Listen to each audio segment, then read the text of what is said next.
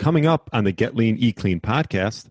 So what I do is I do not step out of bed until I think and visualize 5 things I'm grateful for. Some people think it's cheesy, but I'm telling you it works, because if not, the first thing I would think of years ago was, okay, this is what's going to happen today. How am I going to make this work? It's just not a good way to start out the day. And you have a choice. We all have a choice. So I do that. And I always get up super early. So even though right now I have no more kids left at home, I still get up really early. I'm a 4 o'clock person. I love 4 a.m. And when my kids were little, I do the same thing. I mean, let's be real. That's the only time you really have. Once your kids' feet start hitting the floor, it is not about you anymore. So I get up early, and then my journaling and my workouts are always a non-negotiable. Hello, and welcome to the Get Lean, Eat Clean podcast. I'm Brian Grin, and I'm here to give you actionable tips to get your body back to what it once was 5, 10, even 15 years ago. Each week, I'll give you an in-depth interview with a health expert from around the world to cut through the fluff and get you long-term sustainable results. This week, I interviewed philanthropist and entrepreneur Cathlene Miner. We discussed how she remains being fit after 50 as a stay-at-home mom, along with her daily routine to master the day, the challenges and successes of creating and sustaining a global nonprofit, social media, the good, the bad, and what it's doing to our children, and her one tip to get your body back to what it once was. Really enjoyed my interview with Cathlene. I know you will too. Thanks so much for listening and enjoy the show. All right, welcome to the Get Lean, Eat Clean podcast. My name is Brian Grin, and Cathlene Miner, welcome to the show. Thank you very much for having me. I love your podcast. Since I found out about you, I've been listening. Really? And I like to listen to podcasts when I'm working out. So I always feel like I'm getting educated at the same time as getting motivated. So it's been great. Yeah, I do love listening to podcasts. I'd say for me, it's like when I'm in the car, I'd say for the most part, but working out's, definitely a good place to listen to podcasts. What kind of do you do like health and wellness podcasts, or are you all over the map? I'm pretty much all over the map these days. I go by like my feelings, and that's how I live my life, kind of with some guidance. But, if it looks like, oh my gosh, this is interesting, I always try to stay curious because I think that's what helps keep us young. So I click on it. If it keeps my attention, I'll keep listening. If not, I'm like, I'm going to go to this one because I like this one. And I'm not in the car as much as I used to be. Right. That's true. So that used to be what I would do, but I'm really not. I mean, my kids are all either married or in college now. So me jumping in the car to do the normal things just doesn't happen. Yeah. Maybe give the audience a little background of yourself. 20 years, stay-at-home mom, right? And then you have a couple businesses, and would love to hear about and you're in the training business, which obviously I'm in the training business as well. So what sort of brought you down that path? Yeah. So let's see. When I was in high school, I had an eating disorder. And it's one of those things that even back in the day, like I said, I'm 52 years old. We didn't have the internet, but of course I'd see the magazines and be like, oh God, like I want to look like that. So I compared myself to other people. And I'm telling you that because that's what led to me having an eating disorder. Right.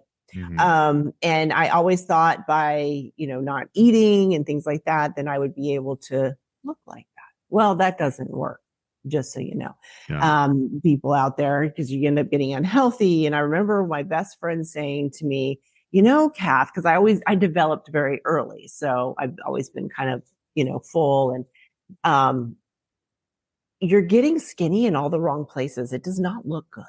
Yeah. And so, of course, in my brain. So that's what started my journey, meaning I then realized after, when my parents figured this out, I went into counseling, all of this stuff. And I was like, okay, I still want to be in shape, but I need to do this the right way for long term. So that started where I actually got out of the band in high school and I joined the dance squad, because in my mind, we had one class a day and all it was exercise. That was our grade. So I thought this is a great way to do this because I'm going to work after school. And that's how I started to turn an eating disorder into something healthy, started paying attention to what I was eating, started knowing that just not eating or making yourself sick is not going to get you where you want to be. Like you have to move your body. So that started my love for health and fitness. That's where the base came from. Then I got pregnant at 19. And that was unexpected, but such a great gift looking down the road. And I ended up with hyperemesis, which those of you that don't know that's basically when you get sick the entire pregnancy. I thought it was like a joke. I'm like, really? Like I'm getting myself healthy and I get this. And I had it with all 4 pregnancies. So it was my body. Yeah. It's just how my body reacts to being pregnant. And then I went and got certified into just about any kind of aerobic fitness that you could ever imagine, and also personal training. And I did that because I ended up being a single mom. And then I worked at Mayo Clinic. So those of you that are in the US know Mayo Clinic is an amazing academic medical facility. But I still had to make more money. So I taught aerobics and personal trained after work, and I would bring my kids with me. It was just became part of our lives. That's how I started in that business. And I loved it. I loved it. I wasn't at a point where I could make a living at it only because I had to have health insurance for my kids. So that's why I stayed at Mayo, worked my way up the ladder there. And which was great because that was before HIPAA and all of the things came in. So they would train you to do the things the nurses did, which was awesome. So I learned so much about the medical field and how it worked with your body, health and fitness. So really that's my background when it comes to that. And when I became a stay-at-home mom, I ended up having 2 more children. So 4 altogether. I got remarried, ended up becoming a stay-at-home mom. And I still did my fitness business on the side. So I was at a point where I could bring my younger kids with me. My older ones were in school. It's just something that always lit me up. Remember Skype? Do you remember when Skype was around? Yeah. It's like really like the first cool video thing you could do. Mm-hmm. So that was the first thing I did remote. And I can't even remember what year this was, but it was like in the early 2000s. And I would have my client go in the basement. I lived in North Carolina at the time, and I would have clients all over the world, and we would work out virtually. Yeah. Well, now that's happening more and more. Well, since COVID, right? Like clients are working out virtually with trainers. And then you started. When did you start your non-for-profit, the Hopefull Handbags? Yeah, so I started that in 2017. Yeah. So I was a stay-at-home mom for over 20 years, which is another thing you look back and like, I mean, the time flew by so fast. Yeah. And my mom grew up in a very abusive home. So my grandfather not only abused my grandmother, but all of the children. So that's something that always stuck with me. I always wondered, why did people stay in these relationships? I knew it wasn't normal because we lived across the street from my grandparents in South Florida when I was little. And I knew that I didn't live this way across the street and something wasn't right. And my mom, they tried to protect us from it, but we had aunts and uncles that were mine and my sister's age. So when they would come over to our house, when all the chaos was, breaking loose, we knew what was going on because we knew this wasn't normal. So I started collecting once loved handbags and filling them with necessities and donating them to women that were getting back on their feet from domestic abuse. And I had seen this being done like with sanitary products in other parts of the world. And I knew that my grandmother, no matter what happened in her life, she always like really held on to that handbag. So that was the motivation behind it. But since then, we help survivors and their children globally with just about anything. I mean, it's about getting them to safety, health, wellness, well-being, and long-term sustainability. So that's always our goal. We also have another portion of our nonprofit, which is self-defense. So when I started teaching aerobics, but before I started teaching in this way, I took a class of kickboxing. Okay. And this instructor was just a love-hate relationship because I kept going back to the class, but she was tough. She'd come in with her camouflage shorts and tank top on, and I was so worn out, but she taught it in a self-defense way. And so I really loved that. I was able to retain it. And so when I started teaching kickboxing, that's the way I taught kickboxing. So we brought that in to Hopefull Handbags, not for just for the survivors, but just for women and children in the whole public, because everybody needs to know some sort of self-defense. You just do. Even if it just makes you more aware of when you walk into a building, where are your exits? What are you going to do? Have a plan. So that's another part of our nonprofit. The other part is we always have a special project for the past about 2 years. It's the rural areas in Kenya. So we raise money and we put water harvesting tanks at the rural schools because they have no water at all. They're getting them from ponds and lakes, and there's been a lot of waterborne illnesses that are making the children ill or they're dying. So we have done 10 tanks so far. Our goal is 1 tank per month this year. And they have had no more waterborne illnesses because they're getting water from the same source. And it's also rainwater, and there's a big filter. They're 10,000 liter tanks. I mean, they're like 8 feet tall. They're huge tanks. So we also provide those for the community, so the community can use those. How it relates with Hopefull Handbags with survivors is when we raise the money, we employ the domestic abuse survivors and the child abuse survivors in order to do the project. So we don't send anybody over to do them. The communities do that themselves. And they also learn a trade so they can go on and then build more, do more trade. So that's kind of a brief overview about Hopefull Handbags. It's like a full-time volunteer job because it is. What a great, it's good. Yeah, hopefullhandbags.org. I was just taking a look. Yes. And you started this in 2016. 2017. 2017. In 2016, I went and got certified to be a domestic abuse advocate, going for that answer to that question of why do people stay? I still didn't understand it. And what I found out first and foremost was there is no one reason. There's no one reason. Every situation's different. It's all about power and control on the abuser's part. And I will say it's not only men that are the abusers. There are women that are abusers as well. So we help the men as well. Statistically, it's still women. Women come forward more often, Sure. That's kind of the way that works. And, you talk a lot about, I was just reading a little bit about you, like your routines. And I mean, you're busy, raising kids, and you also have 2 tech companies. What type of routines have you developed? That we always talk about like morning and evening routines that help you sort of get through the day. Absolutely. And my routine has gotten me everywhere, like anything that's happened in my life. Yeah. And I do have a morning routine, and it is a non-negotiable for me. Even if I go out of town, I don't even call them vacations anymore because I'm like, it's just part of my life and I love it, but it has to be a part of my morning routine. So what I do is I do not step out of bed until I think and visualize 5 things I'm grateful for. Some people think it's cheesy, but I'm telling you it works, because if not, the first thing I would think of years ago was, okay, this is what's going to happen today. How am I going to make this work?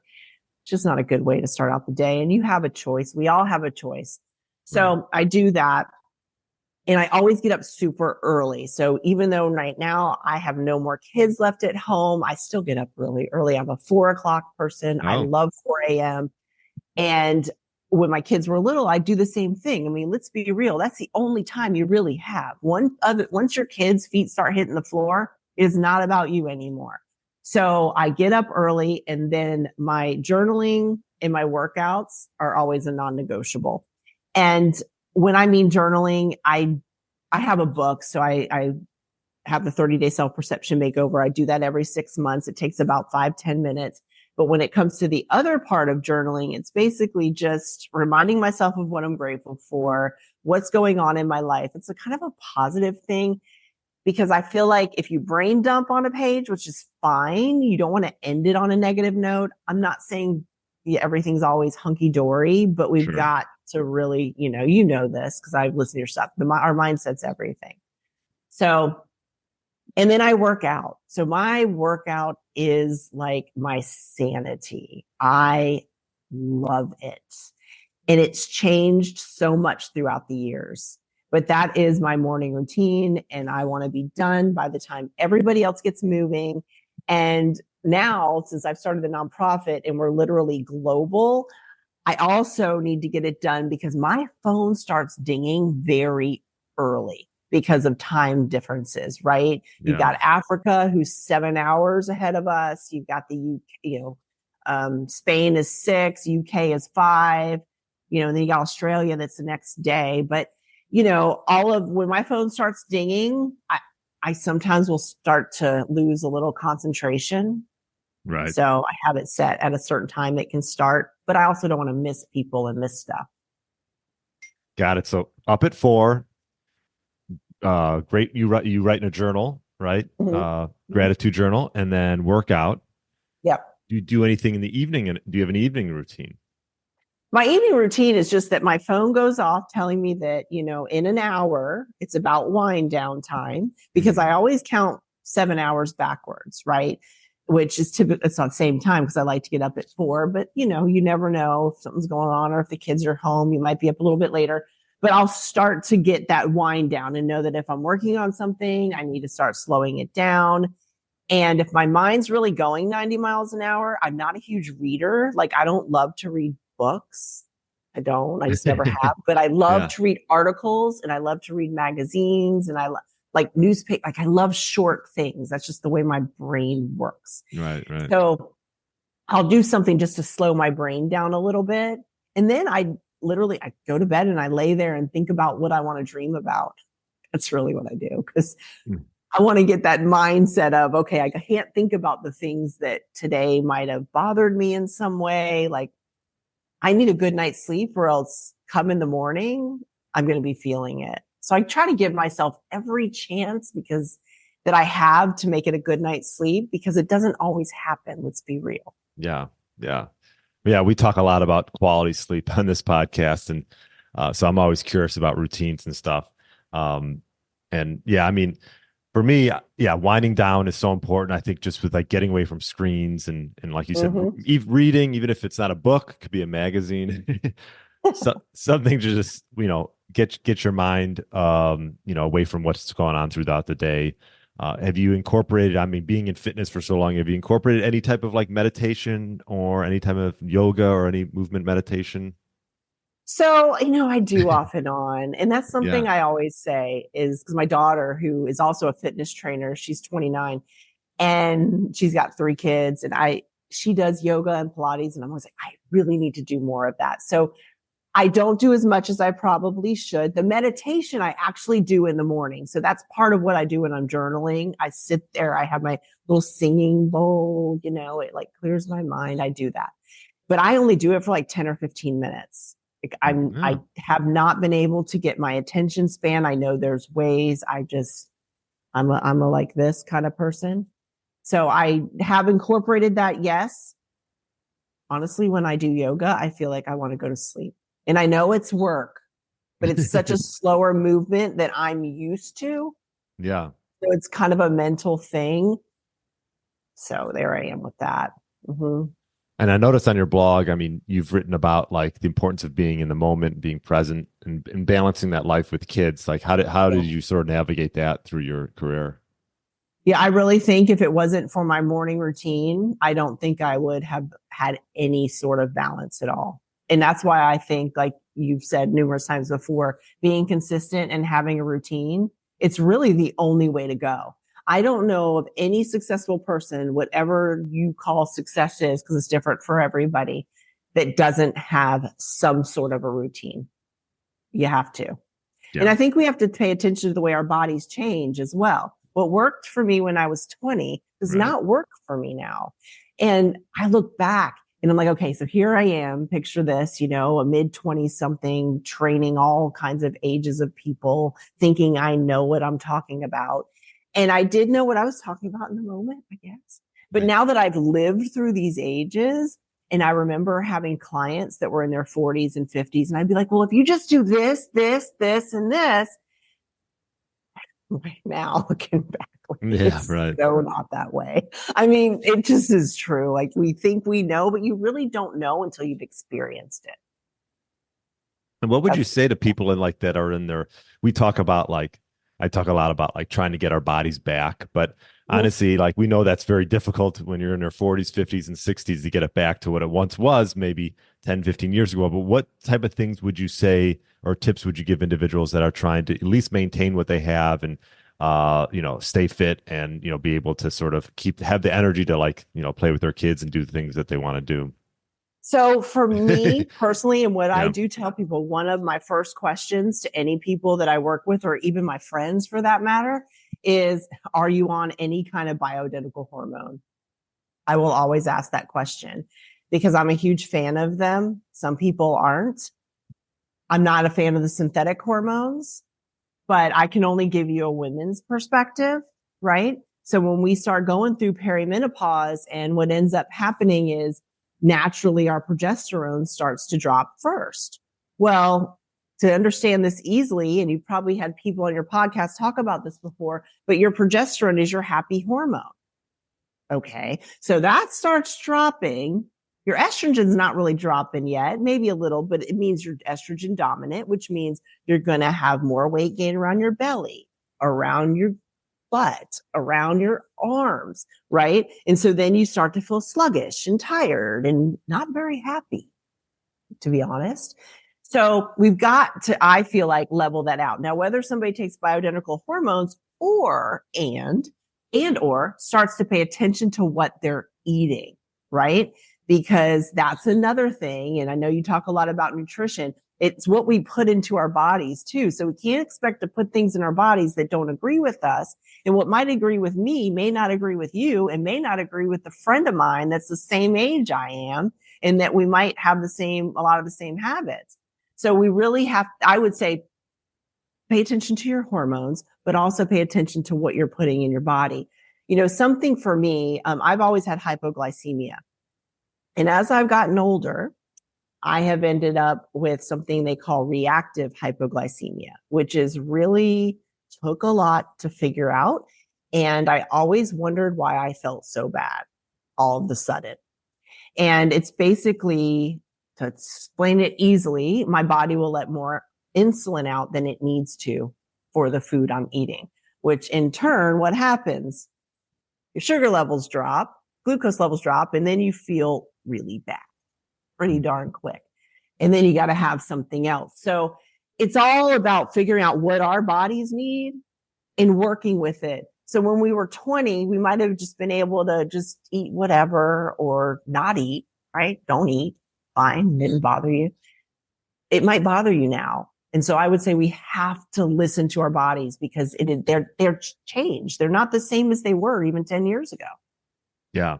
What type of what's your routine regarding eating? Like mine has changed through the years and you sort of Mm-hmm. Absolutely. self-experiment and test what works. Yeah. What do you currently what's your eating routine like? Yeah. So currently now, when I wake up in the morning, I love coffee. I can't have caffeine anymore because the only thing it does to me is makes me anxious and feel like I'm going to jump out of my skin, Sure. but I still love it. So I have decaf. And what I do is I have Oh, a found decaf drinker.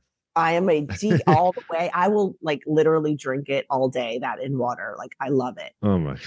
But I do. I really do love my taste of coffee. But what I end up doing is I know how my blood sugar is and I know what I need to do before I work out. So I put a scoop of collagen chocolate powder in it, and it's got just enough sugar in it that I can get through my workout. And like I said, I have reactive hypoglycemia, so I can't just eat thinking it's going to stay because I'm going to let out more insulin and it's going to drop. So I really have to like know what I'm doing. So I have that first. It's like my treat. I absolutely love it. I can get out and work out, and then I have a protein bar when I'm done. It's just Okay. what works with me. I used to make shakes, which I still love and I miss, to be honest. It just doesn't work with my glucose levels. It just doesn't. It's too much for it. So I do that. I eat about every 2 to 3 hours. So I'm eating all day. Hmm. Yeah, it's just what I do. Yeah. And then I make, I'm a huge fan of protein powder. I've been using the same protein powder now. I mean, I tried just about everything out there for probably maybe even 15 years. I don't know, since they started. And I make something I call a protein dessert, even though it's Okay. basically What's just, that? it's protein powder. So I use Quest, huge fan of Quest. It Okay. works with my body, it works with the glucose level. And I grind my own oats and I put a scoop of that in, like a small scoop, because I can't have too many carbohydrates at one time. Again, this is a whole new way of living for me, a whole new lifestyle the past 10 years. And then a little bit of water, a little bit of coconut oil, and I mix it up. Now I'll either eat it like that or I'll put it in the microwave for a few seconds, and it is so good.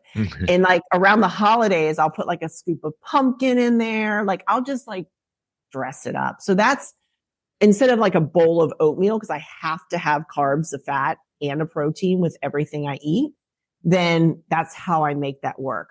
And then for lunch, I'll usually have the basic. I love salad. I'm just a huge salad lover, with chicken on top. And I eat some croutons, and I do that because I have to have a carb. I can't just eat protein or else I won't get enough, the glucose going up. Mm-hmm. And that's basically what I have. And 2 hours later, I might have another protein bar. And if I will eat a regular dinner. It's just not that much at one time because Sure. I'm eating every few hours. Okay. Yeah. So that's what I found works for me. And the thing is, though, is you have to plan ahead to do that. You have to plan ahead. Yeah. I think planning ahead is probably key to eating healthy, right? Like I think when people run into trouble is when they try to find something quick or fast food or whatever it is because they're not prepared. My wife and I, we get a monthly shipment of like meats and maybe some fishes. So we have it stocked. So all we got to do is pull it out, take it out the night before in the fridge and we know what we're having for dinner. And just getting into that routine, I think, is like really important because like eating out and the ordering in, that can really do it detriment to your health. You don't even know what's in it. So it could be, you're right. Like it could be the same thing you think you're making at home, but you really don't know what oils they use, what spices they use, you know nothing about what they put in that food. We don't eat very often out. Really, we only eat out if we're out of town and we have no choice. Yeah. That's really the only time we eat out. Or there's one place around here I'll go to, but I get the same thing every time because I know what it is and I know it works for me. Yeah. Yeah. I would say the same thing. We only eat out when we're traveling. And other than that, we cook for ourselves. And I actually just had Sheila Carroll. She works with parents and kids and helping with, body image and helping them get healthy. It was a really great interview. And she talks a lot about just like cooking with your kids and how important that is to understand like what it takes to make certain things and how sometimes easy it is to make things that you wouldn't think are that easy to make. Right. And it's simple. You don't need all the extra stuff to go in it. Right. You don't have to have a ton of spices. You don't have to have a ton of different things if you know what you're doing and you know what works for you and what you like. And I will say, even when you travel, you've got to plan ahead. For me, like I always bring my big thing of protein powder with me. Sure. I mean, I check a big suitcase for that very reason. Bring the bars. I know bars you can't really live on them, but when you're out of town, it's easy for me to grab out of my bag instead of, like you said, jumping into a store or going into a place and just grabbing whatever's there because that's your only option. You have to eat. So planning ahead like that too is really important. And I know it takes time, but as I've gotten older, I've really learned the importance of that. Yeah. And on another topic, I wanted to ask about your tech startup companies. What are those about? So there's two. One that we've already launched. It's called ZZatem. And inside of that is a place called ZZfanZ. So we started that. A friend of mine, I have a friend, her name is Leona, and she runs the world's largest women's networking group. And so she's always worked with helping women find, their businesses and growing businesses.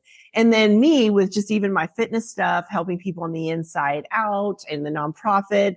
I've been helping people also just in a different way, also with businesses sometimes, because you never know what comes up in conversation. But we decided we needed to have something all in one place where people can have a social network as well as being able to monetize their content easily. So you've got YouTube, great, but you have to have a certain amount of followers. There's a lot of stipulations, and it's a noisy place. Let's be real. So what we've created is a place where you can monetize right away. People can send you tips right away. Tips meaning money tips, not like advice, but you can do that too. So that you can charge for your videos, you can do them free. So we've got some podcasters coming on there now. We've got people that are chefs. I mean, it's anything you could think of. We are keeping adult content off of that site though. So this is all anything other than that, because there's already sites out there for that. And that's amazing. People are making tons of money with that. And that's great. But this is one that you also have so many different things that you can do, which is the only content monetizing site that also has attached to it being able to video and audio chat as well with your clients, customers, and fans.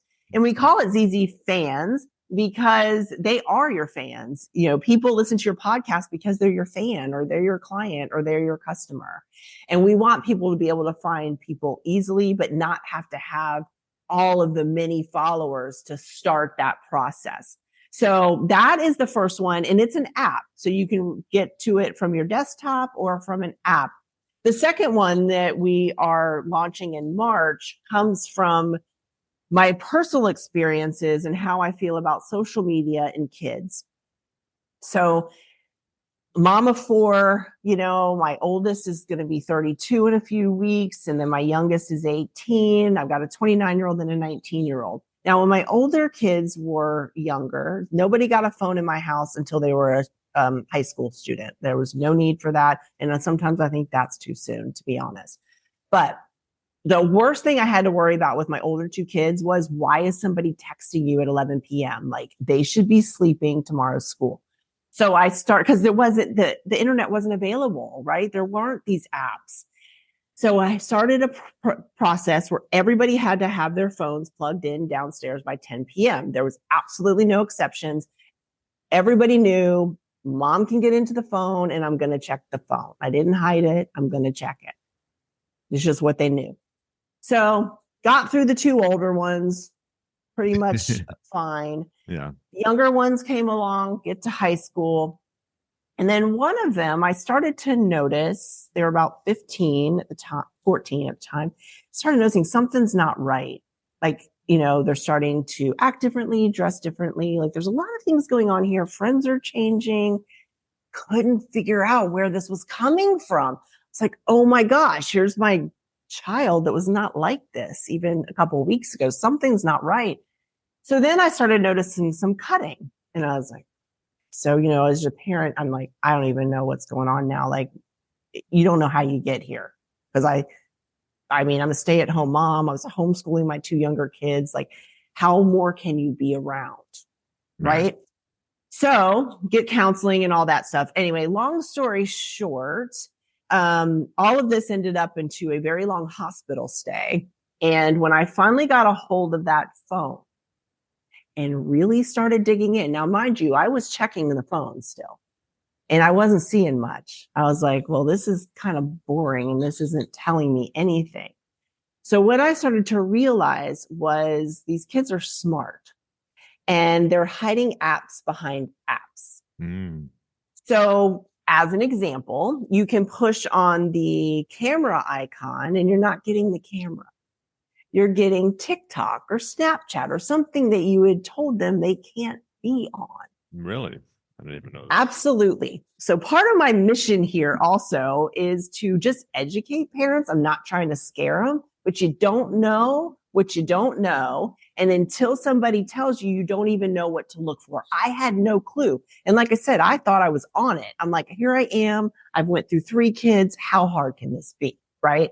So I found that out. When I saw that my child was seeing, I was flabbergasted, seriously. You've got other kids and teenagers and some 20 somethings trying to tell your kids, if you're depressed, this is how you can self-harm without your parents knowing. This is how you can lose weight, right? Leading to eating disorders. I mean, and seriously, it was a lot. So I also have 3 grandkids, and the oldest is 8. So they're sometimes watching, or they were, not anymore, YouTube and watching what the other kids were doing, so you got kids on there that are showing like how to do makeup, how to make slime, like all this cool stuff. But then in the middle of these tutorials and also some of the cartoon type things are popping in there that's totally not age appropriate. Yeah. It's just not. And so my daughter we're not allowed to watch that anymore, because unless you're sitting right there with your kid, you have no idea what they're being introduced to. And we found that out because the oldest started asking questions, a little confused about what's going on. So in saying that, we have created a platform. It's called TuuZuu, and it's for creative kids. So they can create their content and put it on there, but they also have the ability to receive tips, charge for their content if they want, but it's very protected. So in order to be a creator, you have to have your parents do it. Like they have to have their ID with you, with them. Also, users have to be logged on by their parents it has to be a verified process. I mean, it just does. And then when messages come in to that child creator, it also goes to the parent's email. So we've just put some parameters and safety things in the background. And we also have a team of people that monitor it, because bots can't pick up everything. They just can't.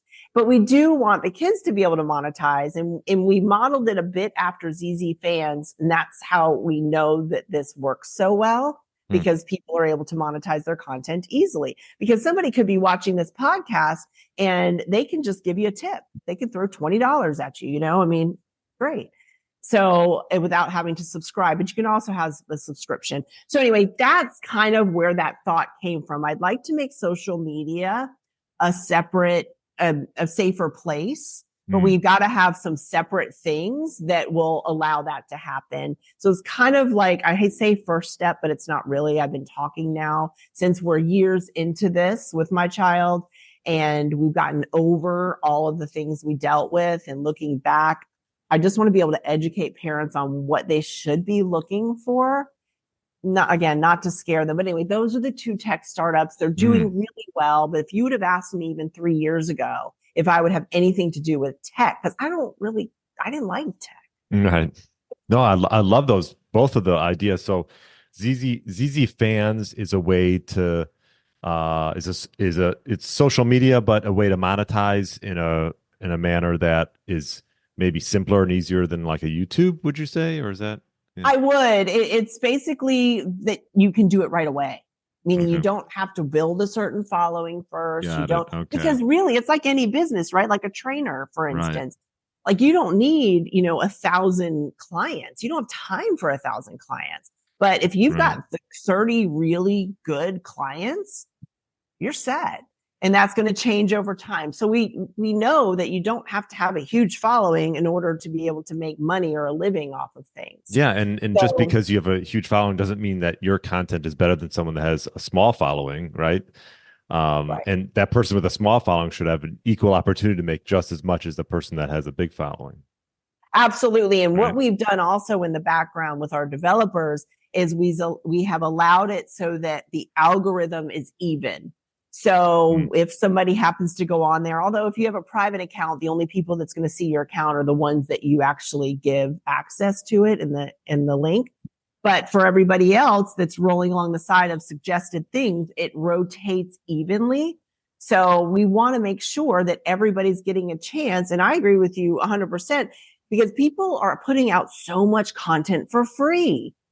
I mean, and that's fine to help people. I do it too. Sure. But I mean, if you can make a little bit on it, because you're an expert at it, people are learning from you. So yeah, that's what it is. We wanted to make sure that everybody has an equal chance to be able to do this stuff. It's not hard. You do have to verify with ID the first time you make your registration in order to be able to start putting content. But we did that too, because we want to make sure that, somebody's not coming on there pretending like there's somebody else, because that's not fair either. We also have a great anti-piracy system in the background. So we can pretty much track down anybody if they do try to steal your stuff. And I can't really take a lot of credit for that. We came up with the ideas, but it's the developers that we work with that have the brains behind the code for that, which is another thing.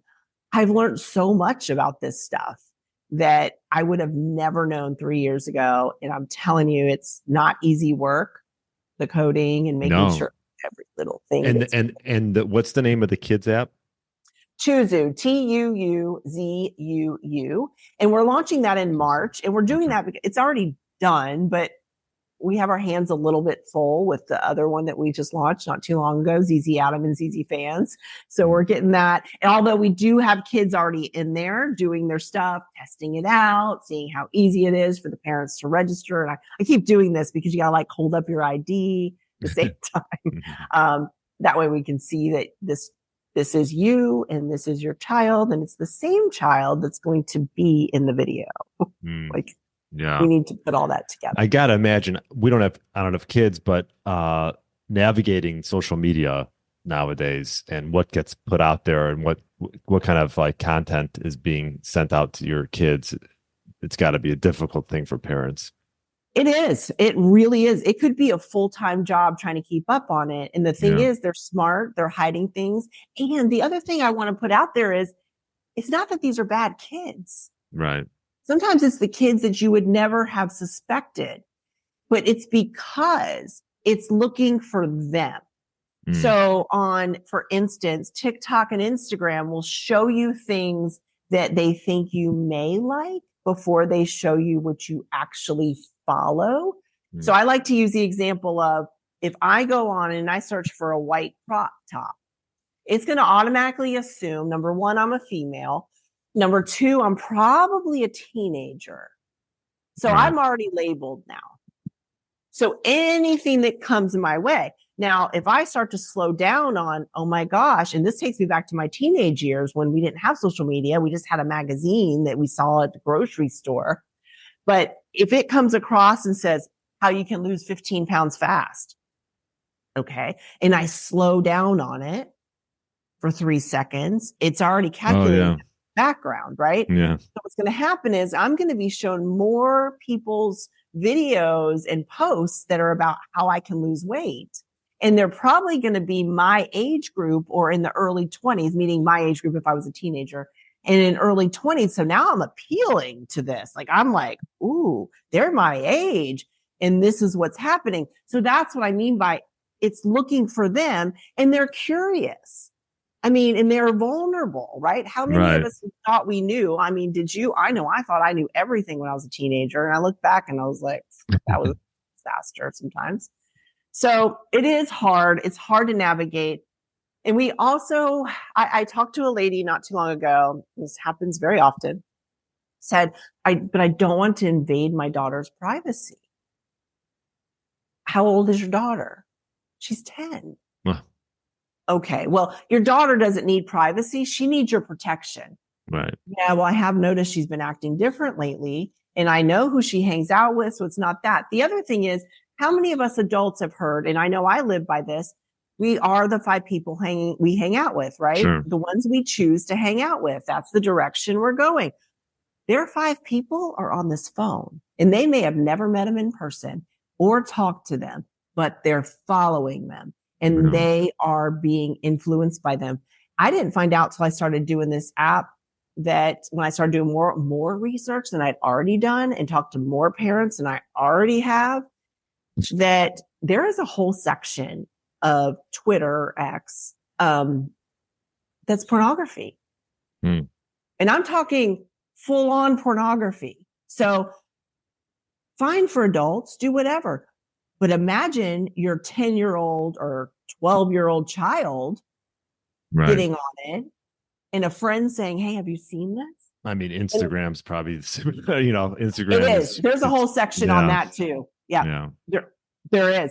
But that's what I mean is we have to be on it. And that's why I said at the beginning, my kids didn't get cell phones till they were in high school. And I still think that was too young. And when looking back, and it's been proven, I know you've had scientists on here and stuff, and they might have talked to this point at some point, but they used to say that the brain was developed, in your early 20s, whatever. I mean, now they're saying 26 and 27. And mainly it is because of instant gratification. So when I was younger, I'm not exactly sure how old you are, but you weren't a teenager last week. But you probably had to go search for things, right? I know I did. So if I want to get an answer to a question, I've got to go either ask somebody, or I have to go to a book, or I have to research. I have to do something to get that answer. Now they just look it up and the answer is right there. Now, is the answer true or real? We don't even know that. But they are getting instant gratification from it. And the same thing is coming. So that part of their brains not being built like ours was. It's not mature yet. It's not there. Makes total sense. And it's pretty simple. So we've got to get our kids back to doing research in different ways and being off of the screen and finding out things in old fashioned ways, right? Why don't you go call whoever and do an interview with them? Why don't you go ask, Grandpa Bob or Aunt Carol, let's ask some people those questions. So in saying that, they're being really introduced to things their brains aren't ready for anyway.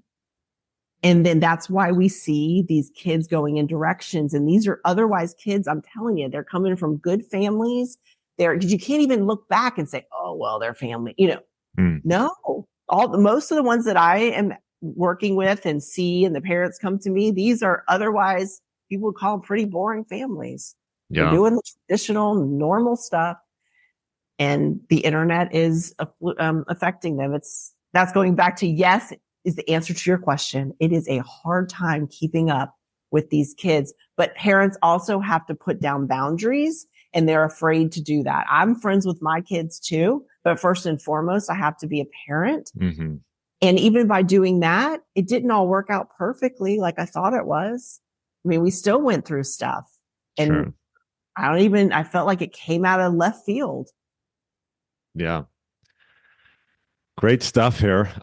So the names of, I'll put links in the show notes for your tech startups, right? I know the one's not coming out till March, but I love both of those. And then your nonprofit as well, which is, what is that? Handbags? Hopefull Handbags. Hopefull Handbags. There we go. Hopefull with 2 L's because it's full of hope. Oh, I like that. The bags are full of hope. Was it tough to start the nonprofit, or was that, I'm sure it was, or it wasn't too bad? Not really. And I say that because first I just started collecting handbags before I started the actual nonprofit. So did I start it earlier than 2017? Yes, like collecting bags and doing things. And the whole process of starting a nonprofit, as long as you can prove what you're doing and you got, you got to do all that, is just paperwork. If you don't like paperwork, thank goodness for me, my husband is great with paperwork and very detail oriented. So, having help to do that. Now, obviously we have a team and we've got other people that can help, but we still are 100% volunteer organization. So I think that's really important to say, because the people that are involved in this really have a passion for helping other people and helping kids. So it's not hard to start a nonprofit, but there is paperwork involved, which is not my favorite part. Like, I like to help the people. Yeah. I just had to do a paperwork yesterday. That's why it's like fresh on my mind. Yeah. And well, this was great. I'll definitely, and you had a book as well, right? 30-day Self Perception Makeover. Mm-hmm. Okay, excellent. When did you write that? I wrote that in 2015. Okay. And it's about, because your self-perception is the base of everything you do. It dictates the chances you take, the choices you make, the relationships you stay in personally and professionally, and the ones that you leave. And I started working with my clients on their self-perception when I was working on their physical bodies, because I knew for me, I was working on mine. I was a single mom of 2 kids at the time. And I was like, I've got to start feeling better about myself here. And the outside, I looked amazing and I felt just not good. on the inside. So I started work, and that's how the book came about, is between my own experiences and clients' own experiences. And I always said I don't really love to read books. So the whole book is based on days, and it's about 1.5 pages a day. And then you have something to do. Like, it's not hard. It's an easy read, because I feel like you just want to have actionable steps that you can do. And then when you immediately see results, you're like, oh, okay, I'm going to do that again. Because you know what? That worked and I feel better. Yeah, I love that. I'm not a huge book reader, and I've written a couple books, but my most recent one is like this. It's called like the Stepladder system. It just takes you step by step on like taking action, because there's like you said, there's so much knowledge and information out there, but really what we're missing is people actually acting on that. And I think, and if you have small steps, like what you're explaining in your book, then it's doable. I feel like I can do that. And I'm already feeling busy, right? Everybody feels busy. So just give me a small thing, and then I'm going to see it build. Like, I love the ladder concept. And then I'm going to be like, oh, that wasn't so hard. And then when somebody else comes up to me, I'm going to be like, well, have you read the ladder book? Because if you get to the top, you look down and see how it wasn't really that hard. Excellent. Well, I appreciate you coming on, Cathlene. And your website's CathleneMiner.com. Is that right? Yes. Okay. Sort of your hub of everything. And have a great rest of the day. And I appreciate you coming on. Thank you. Thanks for having me. Thank you for all that you do with sharing this with everybody. You're welcome. Thank you. Thanks. Bye. Thanks for listening to the Get Lean, Eat Clean podcast. I understand there are millions of other podcasts out there, and you've chosen to listen to mine, and I appreciate that.